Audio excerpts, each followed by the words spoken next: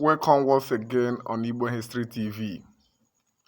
My people, a popular Nollywood actor, a Nollywood veteran actor, Olu Jacobs, has finally come out to debunk his death rumor. You know, few hours ago, there was a rumor going around social media that this veteran actor is dead. But this veteran actor has come out in a live video to show the world that he is still alive. Though from my observation, the man is very ill, but he's not dead.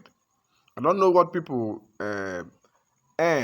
I don't know what they gain from spreading false rumors and false alarms. I don't know what people gain from doing that. Such thing is very bad. Yes, we know that this man is aged. He's very old and sick. But he's not dead. Why spreading this false rumor that this man is dead? Though you all know that the wife came and told the people that this man is not dead. And she went further to display a video evidence showing that this man is still alive and strong. I want you to watch the video.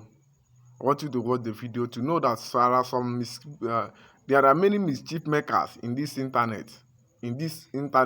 Because I don't know, is it because of monetization or what? You will just post something claiming that somebody is no more, whereas that person is still alive. That is very bad. Our people should stop doing this. It is very bad.